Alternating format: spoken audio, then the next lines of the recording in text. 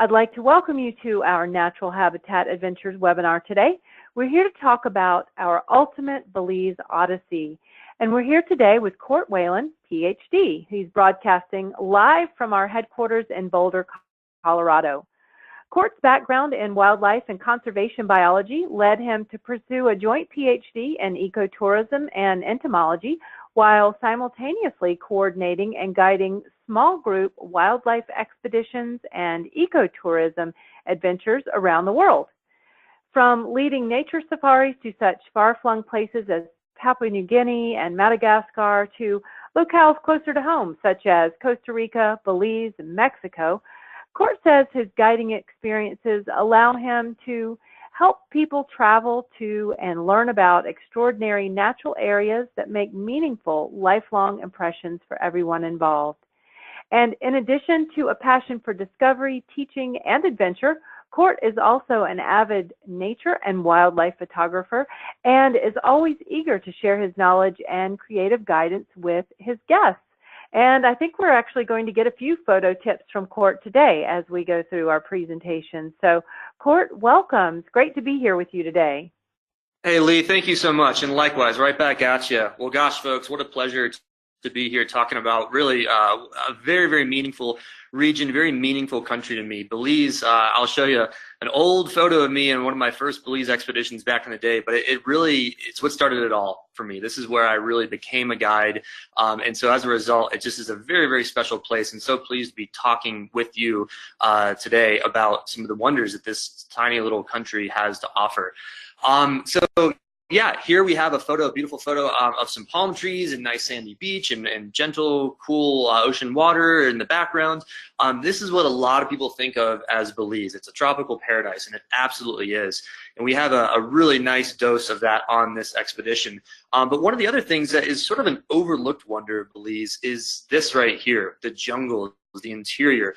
Again, even though it's a small country, it has a wildly diverse set of ecosystems. And if you are familiar with other places in Central and South America, the diversity of ecosystems is what makes the biodiversity happen in these small countries. You can have very, very small land area like Belize. It's about the size of Massachusetts, yet it has several percentage points of the world's biodiversity tucked within its jungles and its coral reefs and in its pine mountains, and this trip sees it all. That's what I love about it. So yeah, with that comes great biodiversity. You have biodiversity in reptiles and various amphibians, exceptional bird biodiversity as well. Everything from the big showies like the toucans all the way down to the small little hummingbirds. Really, really great bird biodiversity, and of course the mammals too. This is certainly the elephant in the room, which is the jaguar on the tree. This is one of the animals that made Belize really, really famous back in the 80s with Alan Rabinowitz's research in the world's first jaguar sanctuary. So even though it's a small country, it has one of the highest concentrations of jaguars in the world, as well as four other species of cats, felines of Central America, totaling 5. That's a pretty darn good diversity for a small place. But we'll get back to that in a second. Mixed with this amazing jungle biodiversity, you have the coral reef system. Second longest barrier reef in the world. Second longest barrier reef in the world. That's an incredible superlative, second only to the Great Barrier Reef of Australia. And I can tell you the snorkeling is sensational. It's a great diving area as well, but as an avid snorkeler myself, the snorkeling is sublime, out of this world. Like one of the best places in the world, not just in coral reef quality, preservation, the conservation values they have, but also the diversity of that marine ecosystem. And let's be honest, the accessibility of the marine ecosystem, the ability to get to all these small little islands and keys and small little nooks where reef is coming out of the water or just slightly below the surface. It's a really, really great place to explore the underwater world as well. And we will certainly see that, well, in this presentation, but certainly see it in the trip. So let's step back a second. Belize, like I said, it's a very, very small country. It's about the same size as the dot over the I in Belize. It's tiny. Like I said, about the size of Massachusetts, but a pretty exceptional area of our world. You can see it is indeed in the subtropics. Beautiful climate, beautiful weather, lots of different ecosystems, really, really great area. And just zooming in a little bit more, you can kind of see just on the border of Guatemala, the Yucatan Peninsula, it's tucked away in a really, really special area of our world. So I mentioned the diverse ecosystems of Belize, why it's so special terrestrially and aquatically, but let's look at the land portion, that left-hand side, sort of all those shades of browns and reds and greens. Those are all the different types of ecosystems, from lowland rainforest to low montane, mid-montane, upper montane, et cetera, et cetera. So what you have is this wonderful patchwork of different elevations, different vegetation types, different soil types, and actually some elevation as well. There's a mountain in Belize, believe it or not. You'd think that it's mostly just a lowland coastal jungle descending into the reef ecosystem, but it's quite varied. And like I said, on this trip, we get to 3 of the key most productive ecosystems, which would be the lowland forest, the lower montane forest, and then of course that coastal forest out on the barrier reefs. So gorgeous, gorgeous place. So I told you in a second I'd show an old travel photo of myself. Brace yourself. This is from about 16 years ago. If you know me, which I know many of you probably joining this webinar, you've traveled with me on trips, I've been your expedition leaders. This is me in my wide-eyed, bushy-tailed phase of backpacking and exploration in early days of guiding in Central America. And that just goes to show you, it's been a long history and a long love with this country. I really got my start guiding, joining as an intern with a group of school kids, high school kids, from St. Louis going down to Belize. They go down every other year as a big field trip for tropical biology, not just the land-based, but also the water-based aquatic stuff too. Well, of course, this aligned with my college spring break. I was, I think, a freshman that year in college, and I decided, well, gosh, I should go early and trek through the jungles of Coxcomb Basin Jaguar Sanctuary.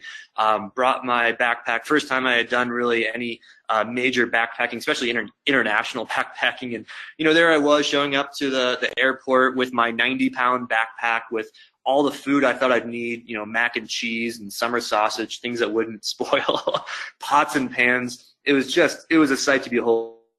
And this is the me back then, about 16 years ago. Things have changed since, but I do owe a lot of where I'm at today, being an expedition leader, having gone and led expeditions in all 7 continents, traveling about 100 days out of the year, all to this exceptional experience in Belize. That really gave me my eye-opening aha moment that this is what I have to do. It was just too amazing of an opportunity to teach people about the natural world in the natural world. It's what did it all, folks. It's really the beginning of it all. But anyway, I digress. Let's talk about the trip itself that we have for you. Like I said, this has come through years and years of experience and planning and guiding through our entire expedition leader team and our operations team here. So good stuff awaits on our trip to Belize. So I'll just quickly run through this. You know, we're starting Belize City, kind of wrap around in a counterclockwise motion, ending at Placencia down on those barrier reefs ecosystem. You can see that we're kind of using planes, boats, automobiles, everything to get around. The drives really aren't too long. It's a very small country, so the drives are pretty short. We'll talk a little bit more about this as I go from place to place, but we do have a mixture of small little scenic flights getting around from point to point, nice comfy vans and buses, and also of course some boats that get us out to that reef ecosystem. And just to let you know, that arrow out to the barrier reefs is not to scale. It is much closer to the shore than where the word barrier reefs actually is. That would be quite a trek out. So it's actually much closer to where that up and down orange arrow is. That's mostly where the reef ecosystem is. But anyway, without further ado, our first stop. So you fly into Belize City, you get there. We instantly jump on a small scenic flight to get over to Chanchich Eco Lodge. So you might be wondering, why do I put a photo of the accommodation first? You know, we are a nature safari wildlife company. We stay in cool places, but we always prioritize the wildlife. Well, this is a really unique case. This whole country is a unique case where the accommodations are really part of the highlight. You can be in the most immersive environment. This is in what's known as the Gallon Jug Estate, just like a gallon of milk, Gallon Jug Estate, about a 200 square mile tract of land that is in really good condition, good lowland rainforest with a stunning eco lodge. It's indeed one of the highlights of the trip right off the bat for the first couple of nights. It's actually located on top of ancient Mayan ruins. The ground since, over the past millennia, the ground and soil and the leaves and the sticks and twigs have covered it. And so they're actually actively excavating parts of this estate, part of this lodge, part of this land to uncover some of the mysteries of the Mayan civilization. And even on your jungle walks, walking around, you can see some remnants of that. There's some stones and some tops of temples that are just peeking out. So it's kind of neat to have that exploration feel to it. And I believe that University of Texas is actually this year just starting in some major excavation. And if you go down there with us this coming season, you might even be able to see some of the recent findings and recent work. Either way, you're definitely going to get to see some great Mayan ruins at our next stop, but it is very exciting that part of the mission, part of the purpose of this lodge is not just to provide world-class nature and wildlife experiences, but also to preserve this really, really interesting Mayan heritage in the area. So anyway, we'll get to things like the hiking, the physicality in a few slides from now, but I did want to show just kind of what the hiking is like.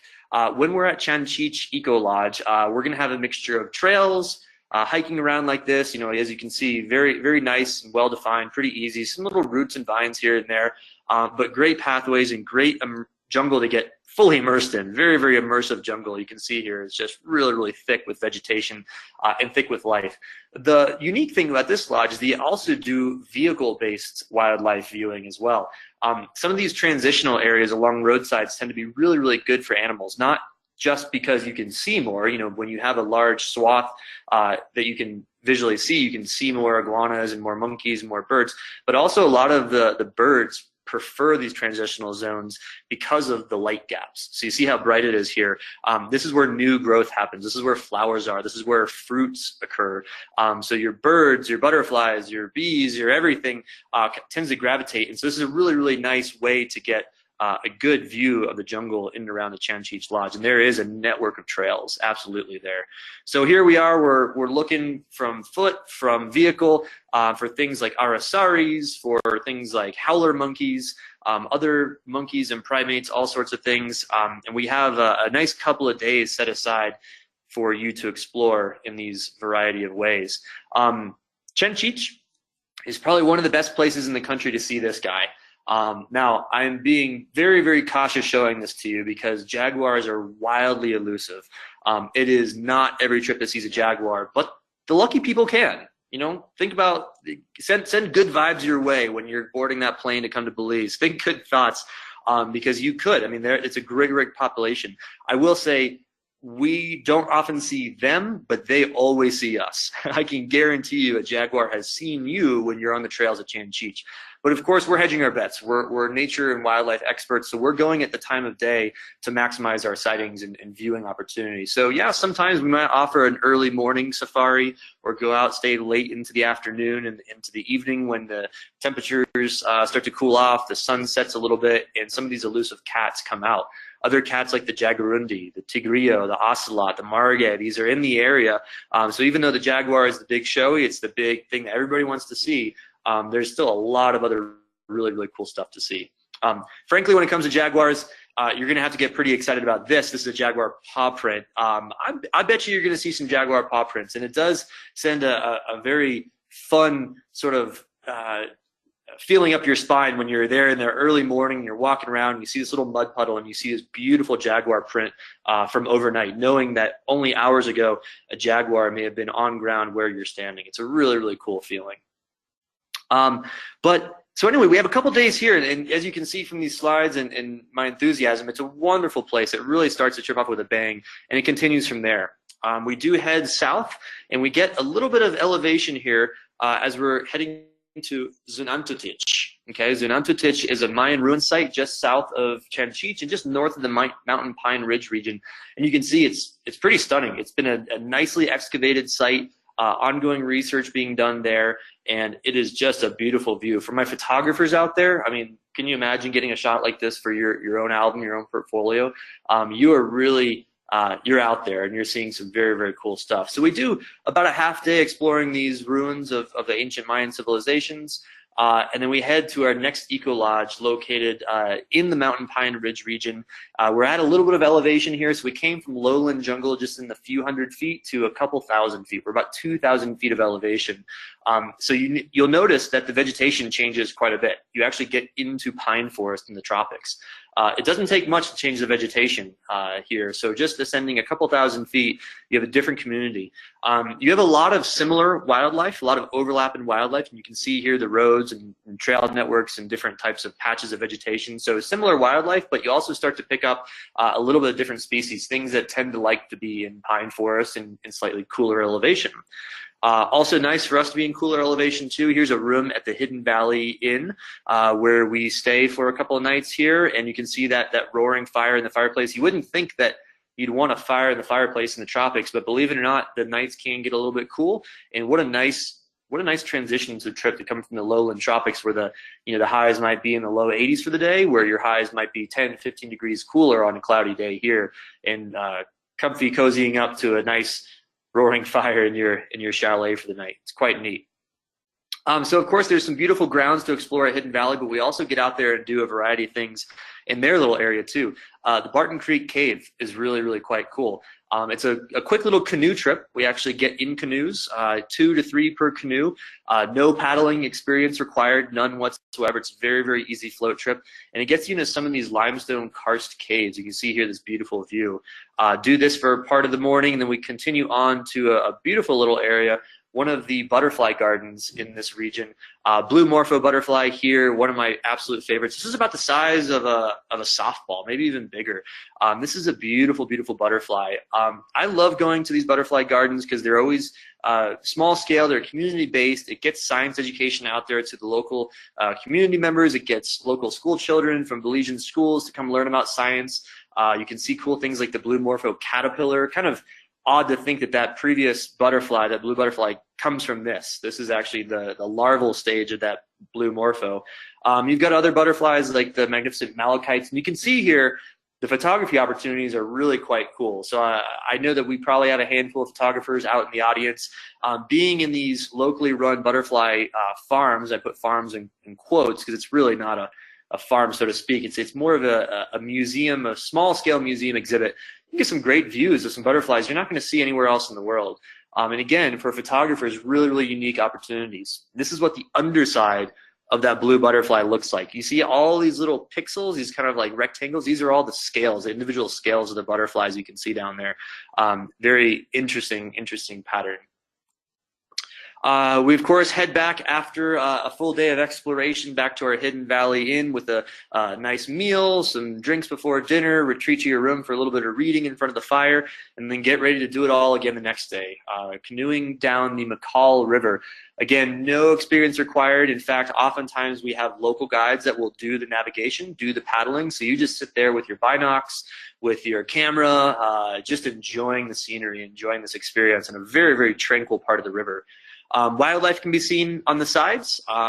We can see some birds. We can see some beautiful tree climbing iguanas. But the scenery, as you saw from that past photo, is really just stunning. It's a unique sense of place. You can, and without a motor, with just paddles in a canoe, it's just such a special feeling being in the wilds of Belize. That evening, we have a really, really special part of the trip. It's a cultural experience with the Garifuna. The Garifuna people are very proud, very interesting cultural history, sort of a mix between African and Carib Indian, and they tend to live more in the coastal areas, but there's a population of Garifuna here near the lodge, and they will come and sort of interact with us and do a little cultural performance and presentation. This is one of these things that I absolutely love about ecotourism. Oftentimes when you think eco and ecotourism and conservation travel and nature travel, you think, okay, sure, we're staying in great eco lodges, we're doing awesome hiking on trails, we're canoeing down beautiful rivers. But the cultural component, I think, is quite important. These are the stakeholders. These are the people that are protecting the forest. These are the people that are going to keep Belize natural and pristine for generations and generations to come. They also have an amazing cultural history and set of traditions.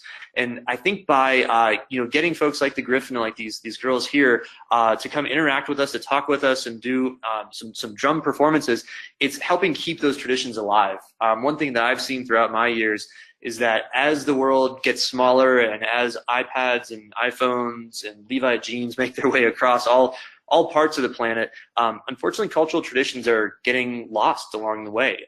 The next generation just doesn't need or doesn't want to be a part of it. So I think by incentivizing these folks and getting them to come and keep their tradition alive by showing us what they've got, it's a great way to preserve local cultures. And I'm really pleased to say that the NatHab philanthropy program, something that I oversee, was able to donate a chunk of money to get all new costumes and all new drums for these Garifuna girls for their performances in 2017. So a really, really cool thing. We coordinated with the local school in the area, and just a fun way to reach out to the local folks and get them involved in what we're doing as well. So from there, we're going to head down to Placencia. So if you see that sort of kind of diagonal red arrow, that's going to be our longest drive of the trip. We're probably looking at 3.5, 4-hour drive. It's our longest drive. The rest of the drives are really like half an hour, maybe an hour at most. But I will say, if technology works and I overlay a map of that ecosystem, look at all those different colors of this map that we're driving through. So it's actually really quite a scenic drive. I'll just go back again. So if you see that diagonal red arrow that goes from Hidden Valley to Placencia, you see how it's covering a lot of different habitats. So it's even though it's a little bit of a longer drive, I think it's quite captivating and a good way to see quite a swath of the country. Quite beautiful. And always keep your eye out. You never know what's me crossing the road in front of you, from Agouti to Paca. I always keep my eye out for jaguars and other cats sleeping in the trees. You just never know. And so then we enter the grand conclusion of our adventure. We're getting to the coast. We're getting to that barrier reef ecosystem. And here's our lovely lodge, the Nya Resort. You can see the position. It's just sublime. Beachfront, sandals are okay for every activity. Everything's sand, water's right there, wonderful food, just a great place to be. And of course, incredible access to this, what it's really all about when you get to the coast of Belize. This is not far offshore. This is not far offshore. We'll take small boats to get out here, and you can see, I mean, look at that water. It's unbelievable. I always am surprised. You see these calendars around, from beaches and islands around the world, and there's Tahiti, there's Fiji, there's the Seychelles. Belize is every bit as beautiful, and if in many cases more so. And it just doesn't really get the popular press. I don't really know why, but I kind of like it. I kind of like knowing that there's this sort of hidden secret, and there's still islands that have just a shack and 7 palm trees and white sand beaches with beautiful snorkel reefs all around. This is what makes Belize so special, in addition to those great jungles we just talked about. So a really cool eco resort here as well, kind of fitting with the area and the region, and of course, beautiful beachfront property that makes a lot of folks very happy on our trips. It's quite a grand conclusion. Like I said, we were in the jungles, we were seeing cool wildlife there. There's something about kind of relaxing and unwinding at the beach and in these barrier reefs on boats and snorkeling, et cetera, for the last couple of days of the trip.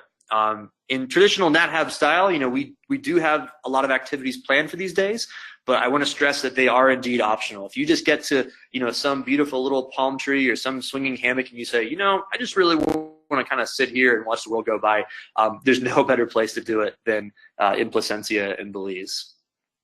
So that was the itinerary in a nutshell. I'm going to kind of go over the nitty-gritty here in case you're planning on joining us or considering it. Some of the things that you may be asking me about. Of course, we'll take some questions at the end, but we can talk here about seasons and other details. So right off the bat, you're probably wondering about temperature. What are the temps? What's the season? Well, the season that we run is going to be from November through April. There are 2 seasons in the Central American tropics. There's the rainy season and the rainier season. We're going in just the rainy season. No, it's really not that rainy. I wouldn't worry too much about it. The chances, in 8 or 9 days, are you going to get a little splash from the heavens above? Yeah, you might get a little bit wet, but it is the quote-unquote drier season. It's the dry season of the tropics. So temperatures are really quite nice, quite mild. We're looking at temps in the low to mid 80s as the high, and then sort of like the low 70s as the low. So you see there's not a lot of stratification, but nevertheless it does cool down nicely at night. And even in the day, low 80s is not too bad. Now there is humidity. You are in the tropical jungles, so that plays a part. But it isn't really as swampy as you might think. It's really quite refreshing. And that especially goes through the coast when you get that nice ocean breeze. The temperatures don't change wildly between November and April, but what does happen is as the weather starts to dry out more and more, kind of getting into March and April, the temps do climb a little bit. So when I say that mid-80s is kind of the high to expect at this time of year, yeah, you can probably assume by March and April you're high around 85, 86, maybe even 87, something like that. Whereas in December, January, it's going to be towards the lower end of that spectrum, so maybe like 79, 80, 81, but you do have a little bit higher chance of rain during that early season. So as it dries out, it gets a little bit warmer. This is the national dish of Belize. This is the national placemat. This is the national fork. This is the national hot sauce. This is everything. When I see this, my mouth waters because this is Belize for me. This is you will definitely encounter, good old rice and beans and stewed chicken and fried plantain. That's that sausage looking thing down there. But also keep in mind that this is NatHab, and these accommodations, like I was showing you, are really quite nice. They're great accommodations. So even though you will encounter some traditional dishes, everything gets kicked up a notch when we're staying in these beautiful places. So you're going to see a little bit more ornate meals, and I'm not going to show you every single dish that you could possibly get. But an example, one alternative is instead of just the fried stick of plantain, maybe you're going to get banana flambe served at your table. That's the kind of parallel we can make throughout the trip. Hiking and physicality. So it's not an overly physical trip. On our website, we ask that you be fit and ready to walk a mile. As an expedition leader, I say maybe a tad more than that. If you absolutely are struggling at the last couple steps of that mile, you're going to be walking on dirt. You're going to be walking over roots. So I would say maybe like 1.1 miles. But yeah, it's not an overly physical trip, but there is walking. The more fit you are, the more you can do a mile or two of walking at a time, the better you're going to do on the trip and the more you're going to see. This is not a high adventure trip. You do not have to be in mountain climbing shape whatsoever. Everything's at quite low elevation. But just to show you, that's kind of what the trails look like. So it's a little uneven in places. It could be a little bit muddy. There could be some roots you have to step over. So just keep that in mind. A mile or two is really my go-to as far as the longest hikes that you're going to do. When we're out in nature, we're stopping and looking. These are not goal-oriented hikes per se. It's what I often term an interpretive pace. If we're going, we might go a couple hundred yards and we might see this beautiful toucan swoop out of the sky and go into a nest cavity. We might stand there or sit there for a couple minutes and wait for it to emerge out because we might get the best view of a keel-billed toucan the whole trip, or the best photograph if we're patient. So it's definitely walking, but it's also at an interpretive pace. Snorkeling. This is really as active as you want it to be. You can do underwater cartwheels, you can do as much swimming as you want, or you can just kind of float there and watch the world go by and let the current take you. People sometimes are a little bit nervous about the snorkeling just because it is, technically open water. It's a barrier reef ecosystem, so it's not real choppy. There aren't major currents going through. It's almost akin to like an intercoastal, but nevertheless, it's open water, and people often ask questions about, well, what sort of experience do you need to come into the trip with? And I say none whatsoever. It's a great place to learn how to snorkel. If this is the first time you're snorkeling, fantastic. If you would feel more comfortable with one of our expedition leaders or one of our local guides being right next to you, they'll absolutely do that. If you want to wear a little flotation device, like one of the life jackets, just so you don't have to be actively floating and swimming, you can do that too. If you want to go in just a bathing suit and mask and snorkel and fins and zoom around and do circles and everybody, there's enough reef to do that as well. So snorkeling is great because it's good for everybody. You can take it real easy, or you can be real active and get your workout in for the day. As far as wildlife spotting goes, I do want to say it's definitely about the small to medium sized stuff. It's not going to be your African safari. You're not going to see massive towering giraffes, but you are going to see some really cool jewels of our world, like this mot bird here. Beautiful, beautiful stuff. Amazing butterflies, amazing birds, cool small mammals, several species of monkeys, beautiful reptiles, of course, beautiful scenery. But you also want to be aware that, while hope to get a great shot of this with the mott sitting about 10 feet away from me. Sometimes the wildlife spotting can be up in the trees. It can be backlit. You can have a howler monkey dashing from left to right and only get a quick glimpse of it. The one thing I will promise you is that you will probably, for the first couple of days, wake up to the sounds of these guys howling not too far away from the lodge, and it's one of the coolest sounds you're ever going to hear. If you join me on the trip, I'll do my impersonation of it. I can't do it here because I'm in an office building and it's sort of civil, but it's an amazing roar. They have this massive throat pouch, and it honestly sounds like a jaguar. They say that the calls of these male howler monkeys can be heard up to a mile away. Absolutely amazing. So, I promised I would talk a little bit about photography. Belize is great. You don't need every single camera and every single lens out there. It's one of those places where you certainly can bring the big guns. You can bring some really hefty lenses. You can get every small little hummingbird, or you can just have a general multi-purpose camera. You can have a point and shoot. You can have an advanced point and shoot. I will invite you, if you have any questions about photography. We don't have any dedicated photo trips to Belize, meaning that we don't always have a photo leader on the trip per se, but I'm always happy to chat with you before and after the trip to talk about photography, talk about post-processing techniques, whatever you'd like. I will say that if you are the kind of person that brings a mirrorless camera or a big fancy DSLR, what you're looking at is just kind of covering your range up to 300 or 400 millimeters. You don't have to overthink it. You don't have to bring every single lens out there. Just something to cover like the 18 to 55 millimeter range, and then like a 70 to 300 or a 100 to 400 millimeter is going to give you a lot of great shots. I'm sure you're going to have to bring a huge bazooka if you want to get that small hummingbird a mile away, but take what you can get, and travel lighter because the scenery is stunning. So make sure you get a nice wide angle as well. And with that, I'll come to my final slide of one of those hummingbirds I talked about. This one was quite close, so I think I was shooting with a wide angle lens, maybe even a point and shoot, and got a really cool shot. So once again, thanks for sticking in there. Thanks for joining, and I'd love to answer some questions at this point. Okay, thank you, Court. We do have some good questions here.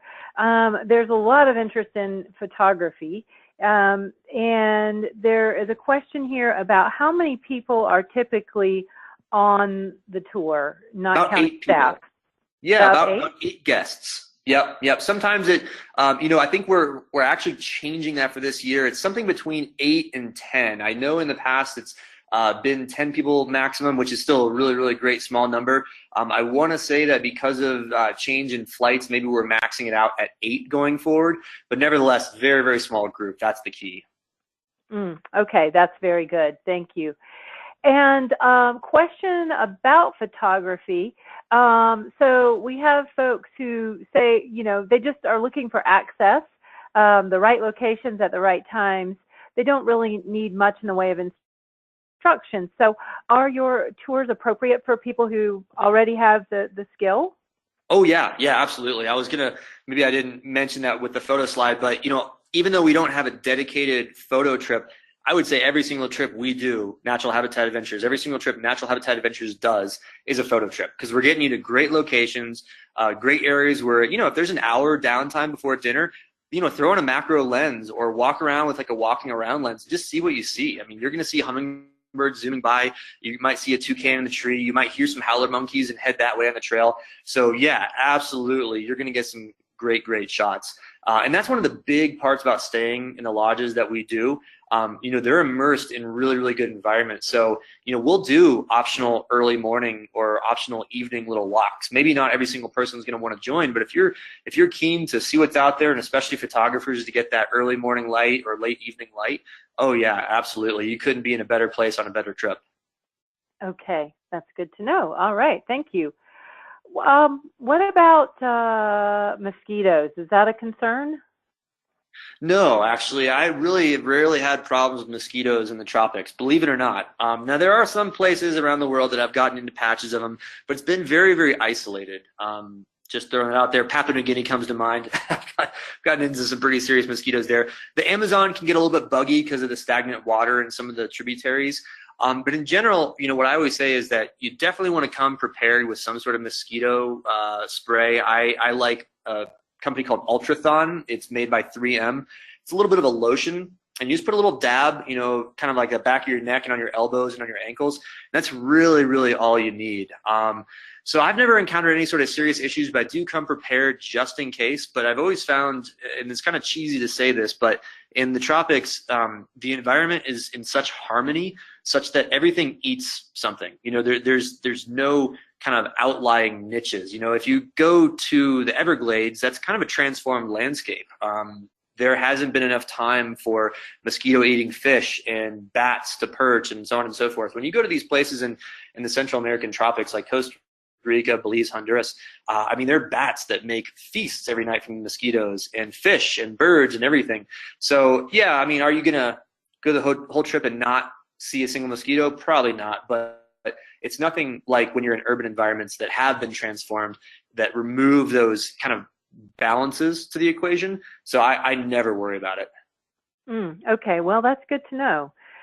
A quick question about single supplements and just single travelers on this trip. First of all, can you take single travelers, and if so, what would be the single supplement? Yeah, absolutely. That's a great question. Yeah, we love solo travelers. Absolutely. There's a couple ways you could do it.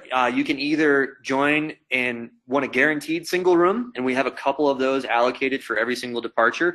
I don't have the cost on hand right at this moment, but I know that our adventure associates and adventure specialists at that number down below, if you email or phone, you know, you get a live person. You call that number, you get a live person right away. They'll tell you right away what it is. Or if you say, well, I'd rather save the money and share with another traveler, we have that a lot too. We have solo female travelers that would love to share all the time, solo male travelers as well. So we can match you. If we do match you, then there would be no additional cost for a single room supplement. And our team here will go over the details, but if for some reason we don't match you on the trip, we just split that single fee with you, because you're sort of more or less forced into a single room, and we realize that, so we'll split it 50-50 with you. That's kind of how we do business. Okay, that's great to know. Thank you. Let's see. Do the guides, this is about birding, do the guides know the names of all the birds, and can they identify them? Oh yeah, and they can whistle every call as well. No, really, I'm not being facetious. That's the truth. You know, our expedition leaders there, our local guides are absolutely phenomenal. So yeah, it's a good question about birding. So I would say in general, we are not like a birding company like some of the others out there that only specialize. You know, we're going to go to a lodge way out of the way just to get one species of bird. We tend to not really be like that, but here's the thing, is that when you're in the tropics, this goes for the Latin American, South American, Central American tropics, even the Asiatic tropics, you know, one of the big suite of fauna is birds. So we definitely look at the birds. There are beautiful birds there. So I don't want to say that we skip the birds whatsoever. I mean, we'll have a bird list if you're interested. You know, we definitely have that in our pre-departure packets. We give you a bird list. We'll check that off if you're interested. I'll just say that not all the time is every single person interested in birding on the trip. So it's not going to be a hyper birding focused trip. But yeah, our guides know all the names of the birds. They often know all the calls of the birds. So if you just hear a call, they'll be able to tell you, oh, this is the chirp of the violet saberwing, or this is, you know, the social flycatcher that we're hearing right now. And yeah, if you're keen to see that and you're like, oh gosh, I've never seen that bird, and that's on my life list, then yeah, we'll be patient and we'll wait a minute, because sometimes, you know, folks that are really keen in a specific suite of flora or fauna, they get everybody else really excited in the group too, because, you know, everything in nature is beautiful. So yeah, I hope that was clear. We don't focus on the birds solely. We focus on everything in a generalist point of view, but it's such a big component of the ecosystem and the animal life that we do see a lot of great birds, and we'll identify them for you. Okay, good. One more pest question, and I think then we'll probably wrap it up. I know this person who put this in has experienced this in Honduras, and I know I have in Costa Rica, and also actually on the South Carolina coast, and that is no-see-ums, and wondering if you found those to be a problem in Belize. Yeah, Lee, the internet connection kind of broke up a little bit there. I think you said this person has seen no-see-ums in a few different areas, and are they prevalent in Belize? Was that the complete question? Yes, that's the gist of it. Yep. Yeah, you know, I haven't really ever seen them be an issue. I will say that in coastal areas, that's when you could get them. Man, they are so hit or miss. I would say nothing you need to stress over, but again, I always come prepared for bugs. I do have at least one pair of long pants so that if I am relaxing in the evenings and I'm getting bit on my ankles, I'll put on those long pants. If I'm getting a little bit bit on my elbows, I'll wear a long sleeve shirt. But again, I've never had any real issues with any sort of biting insects when I've been in Belize. And, you know, there are a few different species that could be there, and I can't promise you that they won't be for you, but nothing where, you know, you have to go there like, you know, with a mosquito net or a veil over your face. It's nothing like clouds of biting insects, that's for sure. Okay, very good. All righty. Well, let's see. We will stop there, I think, and I will turn it back to you for closing comments, and we will gather the rest of these questions and send them off for our staff to review. So let me turn it back to you for closing comments. Great, thanks, Lee, and thanks everyone for sticking in there. Great questions, and I really appreciate you joining. Hopefully, you'll join us on a trip to Belize. It's really, like I said, one of my favorite areas of the world. It means a lot to me. It's what inspired me to do what I do. So I would only hope that we could extend our invitation and inspire you as well with this beautiful little gem of a country. All right. Well, thank you, Court, and my thanks as well. And everyone, we will get the replay out to you, so be on the lookout for that. But with that, we will say good day and conclude the webinar. Thanks, everyone, and goodbye. Thanks, guys.